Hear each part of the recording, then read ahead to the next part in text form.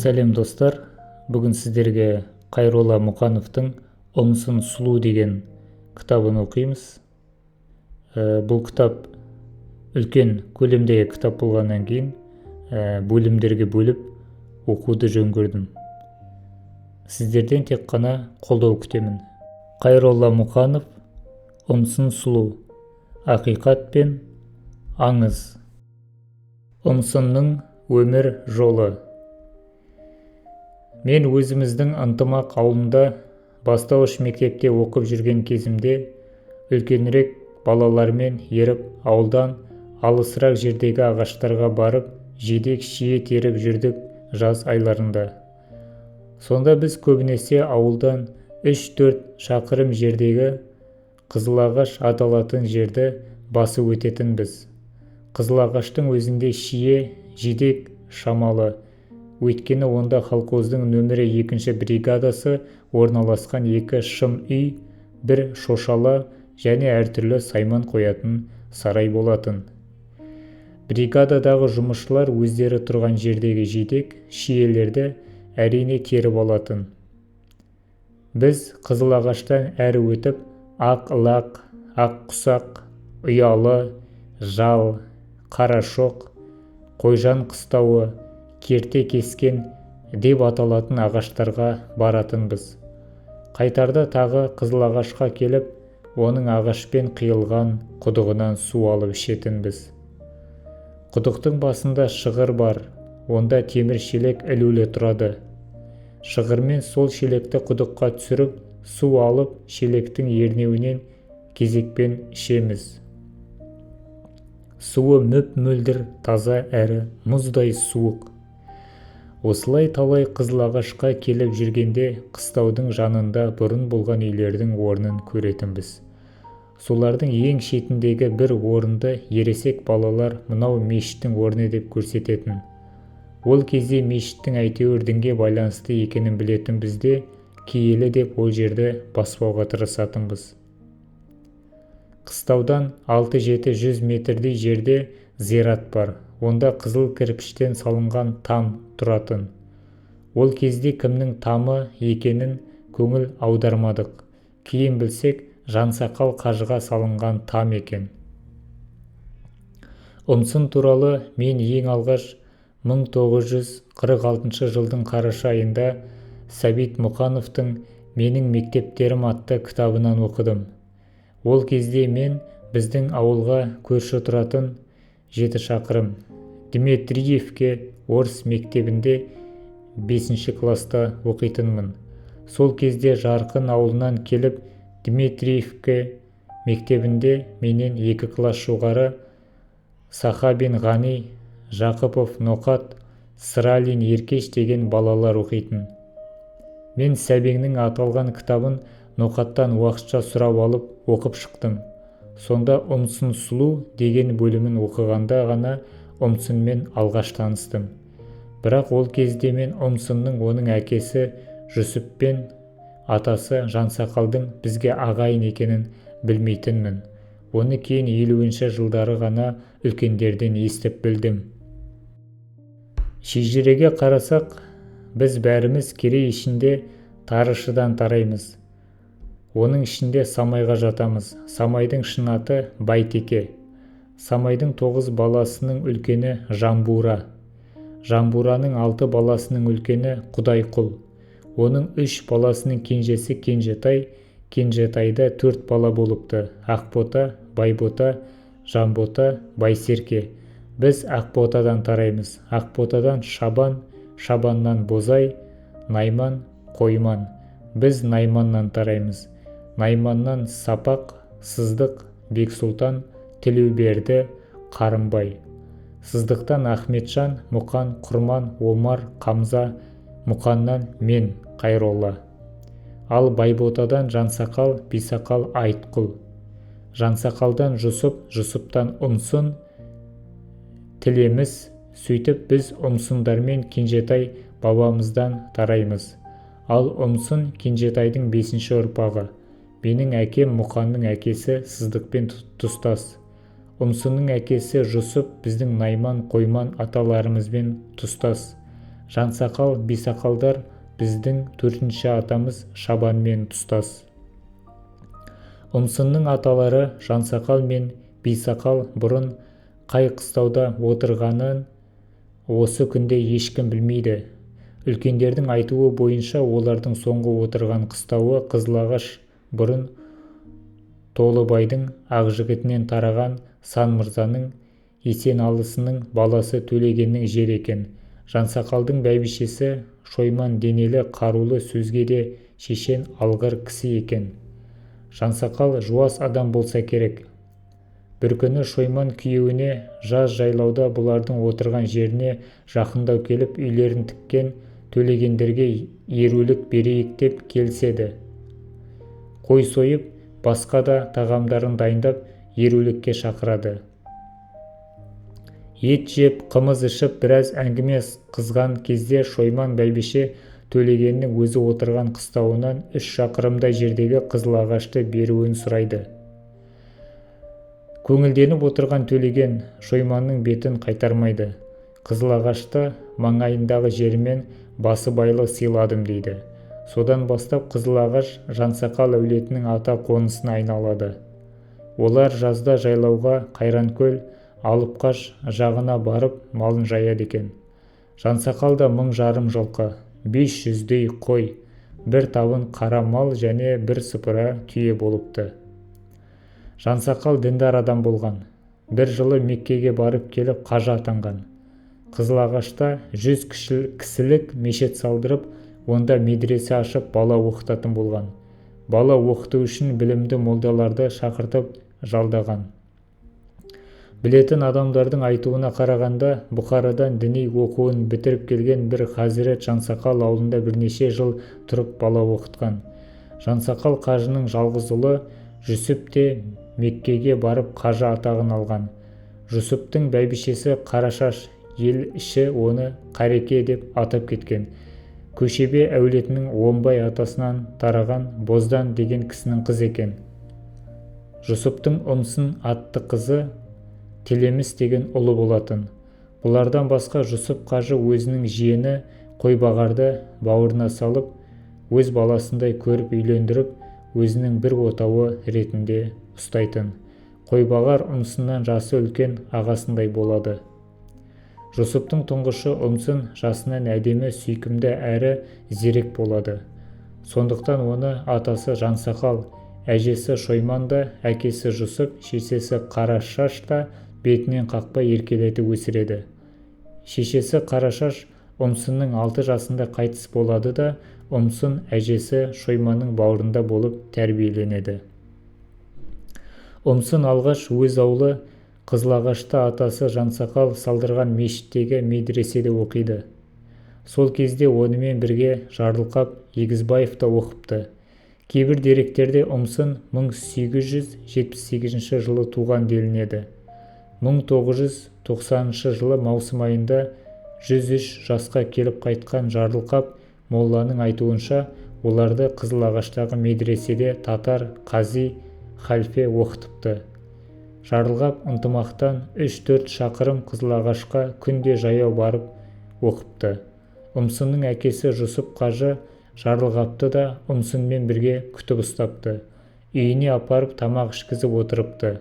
Жүсіптің әйелі, қайтесің бұл баланы сонша күтіп, одан не пайда саған, десе керек. Сонда Жүсіп, түбінде мен өлгенде менің басыма келіп, 40 күн Құран оқитын осы бала болады, депті. Ақыры оның айтқаны келіп, 1924 жылы Жүсіп қажы қайтыс болғанда, Жарылқап молла оның басына барып 40 күн Құран оқыпты.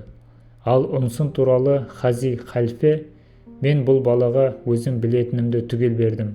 Бала өте зерек, оны әрі қарай басқа медреседе оқыту керек, депті. Атасы Жансақал қажы немересін Қызылжар медресесіне оқуға береді. Ұмсын оны өте жақсы оқып бітіреді.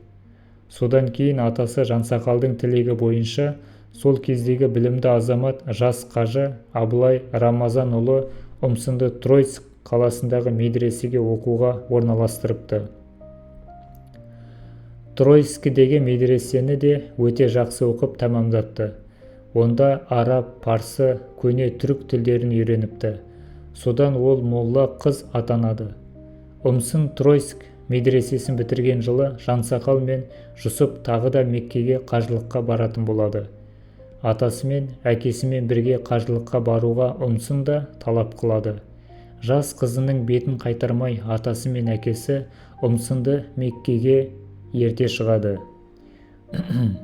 Сөйтіп Абылай қажы жетекшілік еткен бір топ адам Меккеге барады. Мәдина шаһарында да болады. Сол сапарда оларға ертеректе қажылыққа барып, араб қыздарына үйленіп, әуелі Мәдинада тұрып, кейін Мысырдағы, Египеттегі Ескендір, Александрия шаһарына барып тұрақтаған Қызылжарлық, Петропавлдық, Балта-Керей, Асанияз, Жұманияз, Еснияз, Бекнияз, Есімқожа, Нұрмұхаммед ұлдары деген 5 ағайынды кісілердің үшеуі кездеседі. Олардың біреуі сауда жасап жүріпті, екеуі тағы да қажылыққа барған екен. Олар Жансақал қажы мен оның баласы Жүсіп қажыны бұрыннан біледі екен. Сол жігіттер әкелі балалы қажыларды Абылай қажыны жолдас жораларымен қоса қонаққа шақырып, Ескендір, Александрия шаһарына ертіп апарып мейман етіп күтеді. Абылай қажы Асаниязға Ұмсынның білімді ғұлама қыз екенін айтады. Ұмсынның талапты, көзі ашық қыз екенін түсінген Асанияз оның Ескендір шаһарындағы жоғары дәрежелі діни медреседе оқығанын жөн көреді. Ұмсын әкелерінің рұқсатымен сонда қалып, Асанияз қажының үйінде тұрып, сол шаһардағы жоғары дәрежелі медресені 1902 жылы бітіріп шығады. Содан ол елге аман-есен оралып, бала оқытатын молла болыпты. Александрия медресесінде де діни оқумен қатар шығыс шайырларының шығармаларын оқытылады. Ұмсын Тройск медресесінде оқып үйренген араб, парсы, көне түркі тілдерін бұрынғыдан да терең меңгереді. Шығыстың атақты ғұлама ақындары Фердауси, Низами, Физули, Хафиз, Шаммен, Сағди, Науаи тағы басқа еңбектерін оқып сусындайды. Әйгілі мың бір түнмен танысады. Сонымен қатар ол бос уақытында елде қазақ арасында ауызша да қолжазба күйінде де кең тараған Бозжігіт, Сайфіл Мәлік, Тахир Зухра, Жүсіп Зылиха, Ләйлі Мәжнүн сияқты түркі халықтарының біразына ортақ халық дастандарымен танысады. Бұларға қоса Қазан қаласынан басылып шыққан Қозы-Көрпеш, Баян сұлу, Қыз жібек сияқты ғашықтық жырларды да зор ықыласпен оқиды. Осылардың бәрі оның білімін толықтырумен қатар зор әсер етеді. Оның үстіне Ұмсын өзі де асқан сұлу, әнші, домбырашы болады. Ол өте әсем киінетін, киімі өзіне жарасып тұрады екен. Ел оны Ұмсын сұлу деп атап кетіпті. Сонымен қатар ол сол кезде қазақ арасында ауызша да, қолжазба күйінде де, кітап болып басылып шыққан түрінде де кең тараған діни және ғашықтық дастандарды да оқып танысады. Діни дастандар 19 ғасырдың ортасы мен 20 ғасырдың басы аралығында халықтың рухани азығы ретінде ұлы міндет атқарғаны белгілі. Мұндай дастандардың ішінен Ұмсын қисса Салсал, қисса Сейт Баттал, қисса Сұл Әнбия сияқты дастандарды оқыған. Бұл дастандарда діни нанымдар ғана емес, ерлік, батырлық, отан сүйгіштік, дін үшін күресте жырланады. Сонымен бірге бұл dastanдарда өмірде болған тарихи оқиғалар да көрсетіледі. Мысалы, қисса Сұл Әнбиядағы әңгімелерде неше түрлі қоғамды оқиға, шежіре, тарих, күнделікті тірлік байқалады. Сол замандағы жалпы ізгілік, адамгершілік, зұлымдық, қайырымдылық, махаббат, қастық, достық мәселелері көрсетіледі. Ал Бозжігіт, Сейфіл Мәлік, Жүсіп Зылиха тағы басқа ғашықтық дастандарда екі жастың шынайы махаббаты, олардың махаббат үшін күресі, сол жолда көрген қиыншылықтары баяндалады. Міне, осының бәрін оқыған ұмсынның өмірге көзқарасы кеңейеді, махаббат сезімі оянады. Осылай бой жетіп, махаббат сезімі оянған ұмсын бұрынғыдан да сұлуланып кетеді. Әрі ол бірнеше шығыс тілін білетін, Құран сүрелерін жатқа білумен қатар пайғамбар хадистерін де жақсы білетін ғұлама, ғалым болады. Оның білімін сол кездегі елге атағы шыққан моллалар да мойындайды. Мысалы, солтүстік Қазақстан өңіріне жақсы таныс, білімді саналған Бахрам молла біздің біліміміз ұмсынның білімінің ширегіне де келмейді депті. Ұмсынның асқан сұлулығы мен ғұлама білімділігі қалың елге жайылып кетеді. Сұлуға қызығатындар әрқашанда көп болатыны белгілі. Ұмсынға да ғашық болып қырындаған жігіттер де аз болмайды. Тіпті әйгілі ақан сері оның сұлулығы мен ғұламалылығын естіп, онымен жүздесіп сөйлесу үшін Жүсіп қажының қыстауы Қызылағашқа арнайы келеді. Жансақалдың інісі Бисақал батырдың ұрпағы Жамақ ағамыз ақан серінің келгені туралы Тілеміс атамыздан естігенін былай айтқан еді. Ақан сері сәнді киінген, ат әбзелдері де әсем, сүйіріктей сұлу ақтангерін мініп келеді. Бір аты соңынан бос еріп келеді. Сол аттарын өзі суармаса, басқалардың берген суын ішпейді. Өзі қонғанда далада таза ауада жатқанды ұнатады. Ол келгенде ауылда ойын-сауық болады. Ақан серіні көруге, оның әндерін тыңдауға ауыл жұрты түгел жиналады. Ұмсын да ән айтады. Ұмсын мен ақан сері әңгімелеседі. Көбінесе діни кітаптардан мысалдар келтіріп сөйлеседі. Ақан сері ұмсынның білімділігіне ден қояды. Бір-біріне сұрақ қойып, жауап қайтарады. Ұмсын ақанның барлық сұрақтарына дұрыс жауап қайтарады. Бірде ұмсын ақанға: «Дастарханның үсті не, асты не?» деген сұрақ қояды. Ақан жауабын таба алмай мүдіріп қалады. Сонда ұмсын өзі: «Дастарханның үсті бисмилля, асты Аллаху акбар емес пе?» деп жеңіп кетіпті. Ақан ұмсынның білімінің өз білімінен артық екенін түсінеді. Жаны нәзік ақан сері ұмсынға ғашық болады. Ұмсын да ақанды жек көрмейді. Бірақ жастары сәйкес келмейтін еді. Ақан ұмсыннан 40 жастай үлкен болатын. Оның үстіне ұмсынның өзі сүйген жігіті болатын. Соның өзінде ақан сері ұмсынды ұнатқанын білдіріп, өлеңмен хат жазып тұрған екен. Бір хатында мынадай өлең жазыпты: «Адамның екі көзі көрер ғайни, сәмигөн, ғала рәйси, ұзынайни. Тахбубым сізге ғашық болғаныма, тәшшахун, екі инімде мала қайни». Бұдан басқа да хаттар жазған, бірақ олары жоғалған. Ақан ұмсынның сұлулығы мен білімділігіне ғашық болған. Ол жасының ұлғайғанына қарамаған. Өйткені жаны мәңгі жас ақын, әнші, сері адам махаббатсыз өмір сүре алмаса керек. Ұлы ақын Мағжанның айтуынша, ақан сері үшін ғашық болған сұлудың жауап сезімі де қажет емес. Ұмсын да ақанның жасы үлкенін білсе де, оның адамгершілігіне, көркемдігіне, тамаша әншілігіне қызығады. Бірақ әрине, оған қосылу ойында болмайды. Ақан сонда да ұмсынды ұмытпайды. Оны Торсанның есер баласы Шеридің алып қашқанын естігенде, ақан сол кезде 60-тан асқан, ұмсынның қайғысына ортақтасып, өлеңмен хат жазады. Ұмсынға ғашық болған жігіттің бірі Нұрке сері. Бұл жігітті ұмсынның өзі де ұнатқан. Екеуі қосылуға уәделескен, бірақ қосыла алмаған. Нұрке Тоқтыбайұлы 1877 жылы қазіргі солтүстік Қазақстан облысының Жамбыл ауданындағы бұрынғы игілік қонысы Қызылой ауылында туған.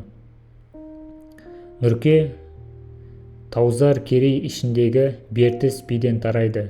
Әкесі Тоқтыбай кезінде Біржан Сал тобындағы алғыр ақынның бірі болған, ерте дүние салған, көп ұзамай шешесі Бәтиха да қайтыс болған.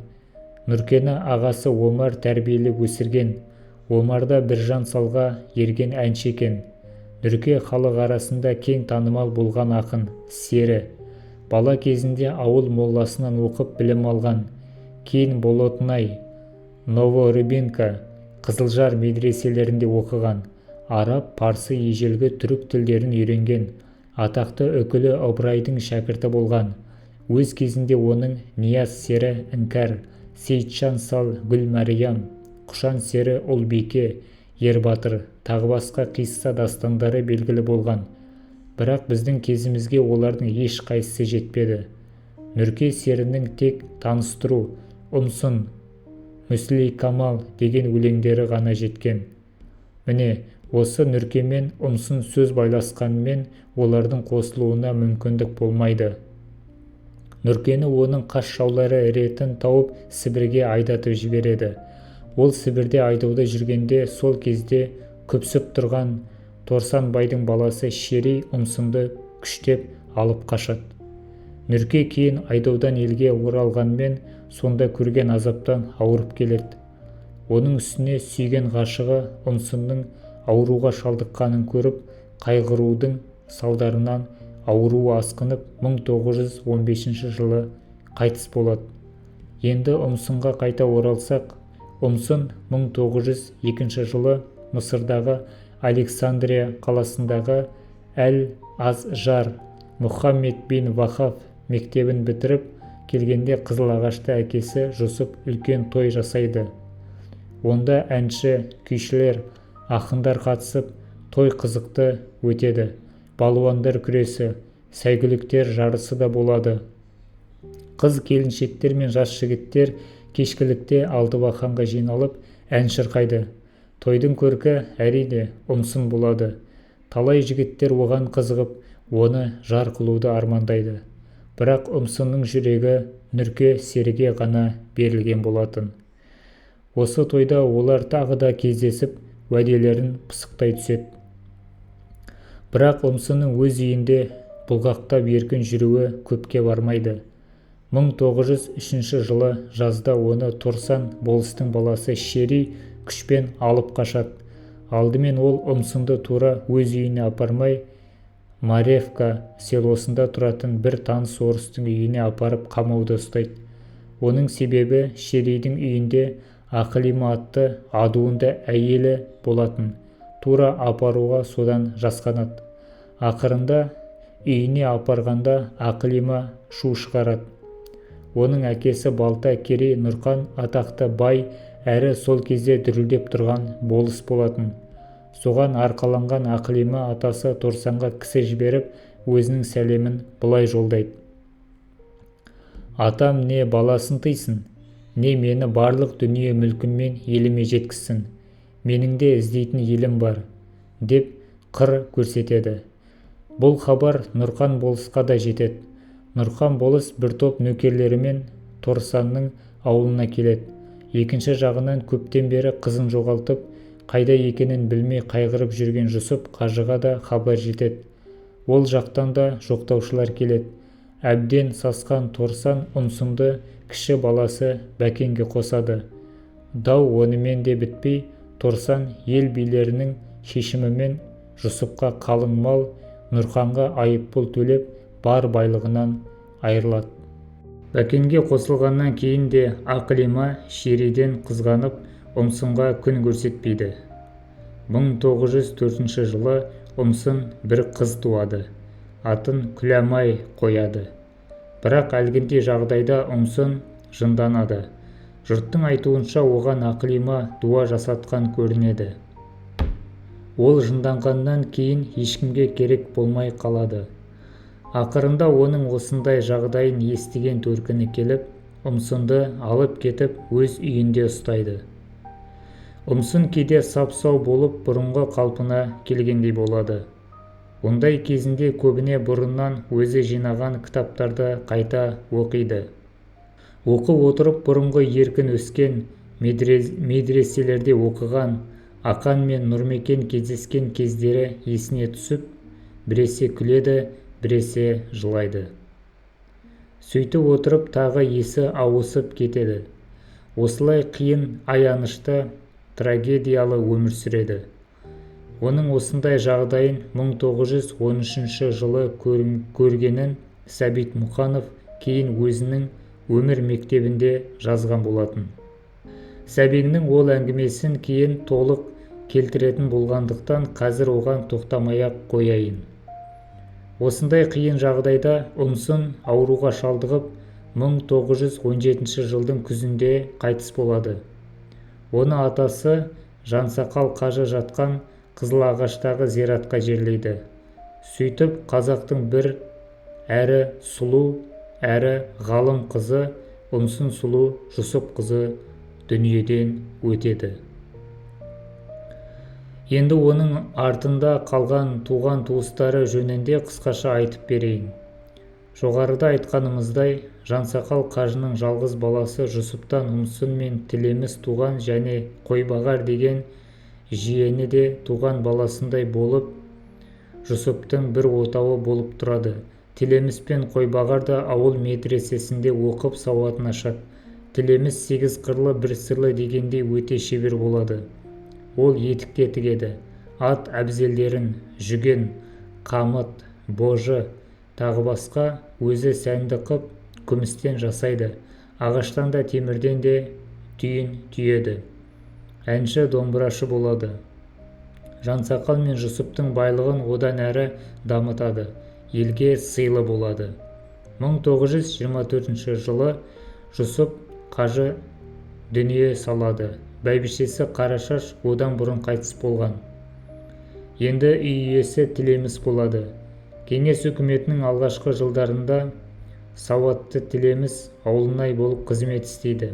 Бірақ 1927 жылы тамыз айындағы байларды тәркілеу, конфискелеу саясаты сүттей үйіп отырған бұл шаңырақтың берекесін қашырып, астан-кестен қылады. Тілемістің бүкіл мал-мүлкін тәркілеп өзін жер аудармақшы болады. Осының алдында конфискелеу болатынын күні бұрын сезген Тілеміс Қойбағарды отбасымен еншісін беріп оның өз еліне, қазіргі Қостанай облысының Урицкий ауданына қайтарған болатын. Тілеміс өзі жұбайымен ересек балаларымен жер аударуға ілікпей тұрғанда бір түнде Ресейдің Түмен облысына қашып кетеді. Ең жас балаларын артынан келіп алып кетермін деп бір туыстарының үйіне тастап кетеді.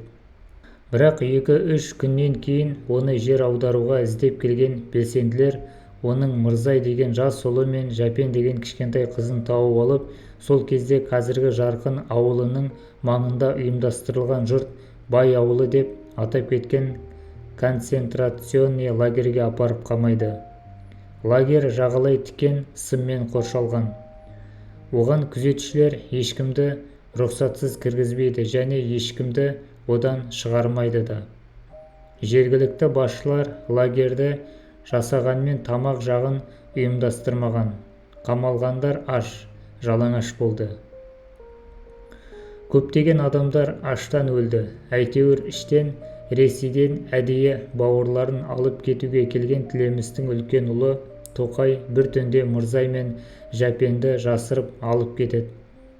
Содан Тілемістің үлкен отбасы Ресейдің Түмен облысының Новозайым ауданындағы Подун деген селода орнығып тұрады.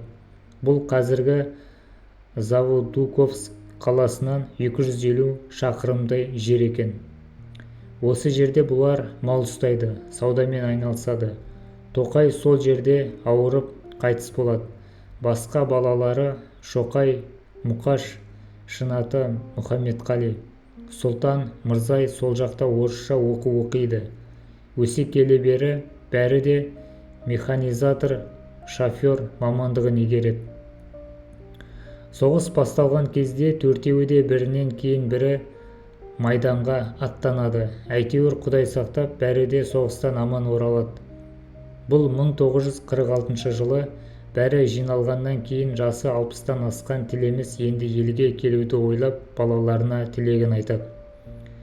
Елге алдымен Мұқаш, одан кейін Мырзай келіп, елдің жағдайымен танысып, ағайын туыстармен кездесіп, әкесіне келгесін көшуге болатынын айтады. Бұл кезде олардың бұрынғы қонысы Қызылағаштағы үйлері жоқ болатын. Тілемістің 6 бөлмелі ағаш үйін колхоздандыру кезінде жақын жердегі Дмитриевка селосына апарып мектеп салған. Осы мектепте мен 1943-49 жылдары оқыдым. Ал мешіт үйін бұзып, 13 жылдық колхозына Ынтымақ ауылы қойма склад салыпты. Бұл қойма бала кезімде көргенім бар. Онда колхоздың тұқымдық астығы әртүрлі саймандар, айыр күрек, тырнауыш, қамыт, тоға, жүген, божа тағы басқа, тіпті піскен нан, қымыз, сары майға дейін болатын. Ал 13 жылдық колхозында Тілемістің отбасы түсе қоятын үйде балаларына қолайлы жұмыста болмады. Сондықтан олар жаңа ашылған Октябрь совхозының басшыларымен келісіп, соның Сарқұлын деген бөлімшесіне көшіп барды. Қазір ол бөлімше Телмановка деп аталады.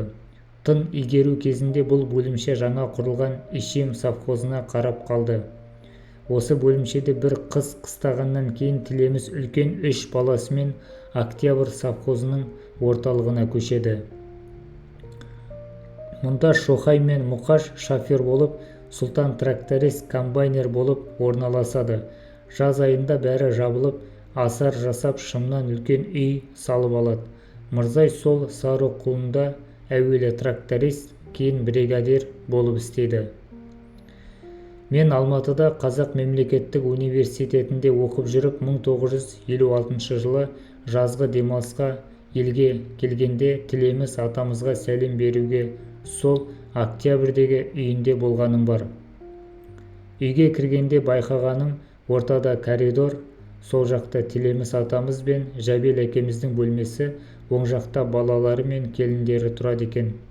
Мен атамызға сәлем беріп, жөнімді айтқасын, ол кісі қасында отырғызып, менің студенттік жағдайымды, қандай оқып жатқанымды сұрады. Ол кезде елден жоғарғы оқу орнында оқитындар некен-саяқ болатын. Сондықтан ба, ол менің оқып жатқаныма ризашылығын білдірді. Жақын тартып жылы сөйледі. Кейін оқуды бітіріп, Городецк мектебінде директор болып істеп жүргенде де ол үйде бірнеше рет болдым. Сонда Ұмсын апамыз туралы ол кісіден сұрап алу ойыма келмепті. Осы күні әлі де өкінемін. Өйткені ол кісі апасымен тәтелес өсті ғой. Көбірек айтып беретін еді. Ол кісі жалпы сауатты, білетіні көп еді. Үйінде араб әрпімен жазылған қалың кітаптар болушы еді. Мен жалпы кітапқұмар болсам да арабша сауатым болмағасын оларға көңіл аудармап едім. Бірде ол маған, менде қисса сол Әнбия деген кітап бар, пайғамбарлар тарихы туралы деді. Бірақ ол кезде атеистік рухта тәрбиеленген мен оған да көңіл бөлмедім. Кейін ол кісі дүниеден өткесін солар есіме түсіп, іздесем бірде кітап қалмапты. Өкінішті. Тілеміс атамыз 1884 жылы туып, 1963 жылы 79 жасында қайтыс болған. Тілемістің ұрпақтары мынадай. Ерте қайтыс болған Тоқайдан кейінгі үлкен ұлы Шоқай кезінде Қызылжар қаласындағы Қазақ педагогикалық техникумында оқыған, 1923-24 жылдары, бірақ оқуын бітіртпей байдың баласысың деп шығарып жіберген. Жақсы оқыса да, соғыстан келгеннен кейін қашан зейнеткерлікке шыққанша шофер болып істеді. Бұл кісі де сауатты, араб әрпімен, латын әрпімен жазылған кітаптарды көп оқитын. Халық әндерін, нақыл сөздерді, мақыл мәтелдерді жинап дәптерлеріне жазып жүреді екен. Өзі де шабыты келгенде өлең шығарады екен. Әсіресе құрдастарына, жеңгелеріне шығарған осындай бірсыпыра өлеңдер болыпты. Әттең олары ауызша айтылып жазылмай қалған. Одан кейінгі Тілемістің ұлы Мұқаш та зейнетке шыққанға дейін шофер болды. Сұлтан совхозда алдыңғы қатарлы механизатор, тракторист, комбайнер болды. Еңбегі бағаланып бірнеше ордендер мен медальдарға ие болды. Мырзай көп жыл механизатор, кейін зейнеткерлікке шыққанша бригадир болып істеді. Осылардың бәрі де орыс арасында жүрсе де қазақтың жөн жобаларын, әдет-ғұрпын жақсы білетін. Сонымен қатар бәрі де іскер болды. Мысалы қой сою, малдың етін мүшелеу, тағы басқа жақсы білетін. Жәпен болса совхозда бухгалтер болып істеді. Оның да өмірі қысқа болды.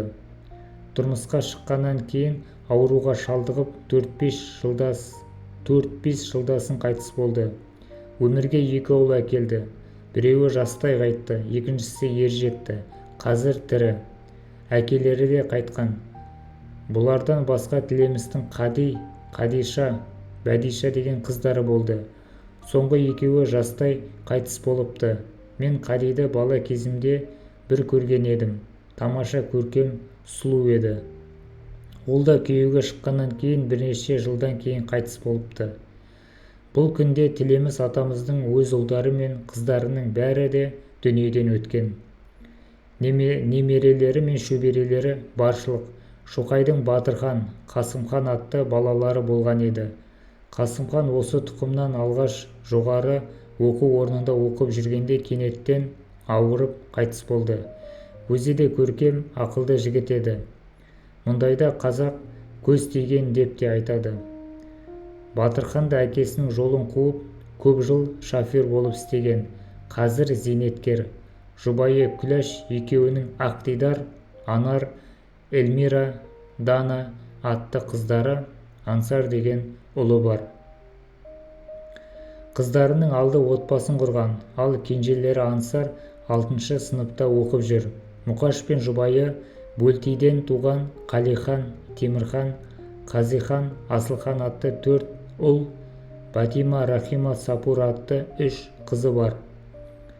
Сұлтанның Сәлима деген әйелінен Қымбат атты қыз және Амангелді, Амантай, Бақтияр атты 3 ұл болған еді. Сәлима ертеректе қайтыс болған.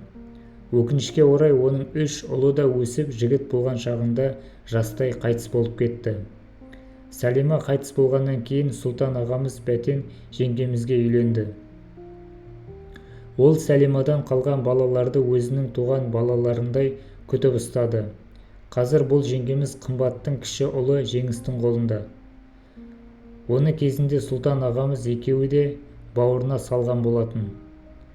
Қазіргі кезде қызы Қымбат Қызылжар қаласында тұрады. Жолдасы Еркеш, екеуінің 3 ұл, бірнеше немерелері бар. Амангелдіден қалған Руслан атты ұл да Қызылжарда тұрады. Мырзай мен жұбайы Қабиба, Әнуар, Имантай атты 2 ұл, Балшекер, Балапай, Балжан, Айжан, Айтжан атты 5 қыз өсірді.